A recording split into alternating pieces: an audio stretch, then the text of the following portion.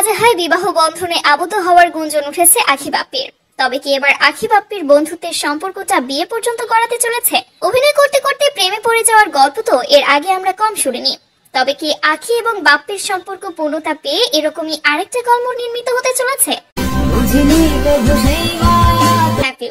সম্প্রতি আখি এবং বাপ্পির বিয়ের গুঞ্জন টক অফ দ্য টাউনে পরিণত হয়েছে। তবে কি সত্যি তারা বিবাহ বন্ধনে আবদ্ধ হতে চলেছেন কিনা, চলুন এই ঘটনার বিস্তারিত তথ্য জেনে নেওয়া যাক।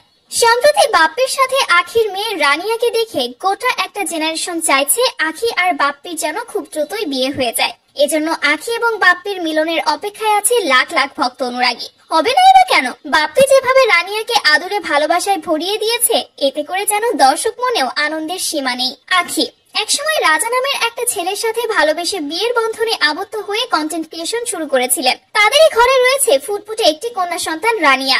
তবে কিছুদিন আগেই তাদের বিচ্ছেদ হয়ে যায়। নিজেকে একেবারে পরিবর্তন করে আখি রানিয়াকে নিয়ে জীবন কাটাচ্ছে। তবে তাকে আজকাল দেখা যাচ্ছে শিশু শিল্পী দিশামণির মামা বাপ্পির সাথে। আজকাল প্রায় 24 ঘন্টার মধ্যে 19 ঘন্টায় তারা একসাথে সময় কাটায়, একসাথে ভিডিও বানায়, ঘুরতে যায়, খেতে যায়। বলা চলে বর্তমানে ট্রেন্ড কাঁপাচ্ছে আখি বাপ্পি। তো এরপর থেকেই সকলের চাওয়া ছিল আখি আর বাপ্পি যেন বিয়ে করে নেয়। এরপর হঠাৎ করেই গতকাল বাপ্পির সাথে রানিয়াকে খুব হাস্যজ্জ্বল অবস্থায় দেখা যায়। এতে করে দর্শক আরো বেশি এক্সাইটেড হয়ে যায় এবং দর্শক একরকম ভেবেই নিয়েছে যে নিশ্চয়ই বাপ্পি এবং আখির সম্পর্কটা আস্তে আস্তে করে এগোচ্ছে এবং এও গুঞ্জন উঠেছে যে আগামী ঈদুল আজহাতে তাদের বিয়ে হতে চলেছে। যদিও অনেকেরই ধারণা দিশামণির মা ডেজি স্মার্ট ড্রিমা থাকতে বাপ্পির সাথে কখনোই আখির বিয়ে সম্ভবই নয়।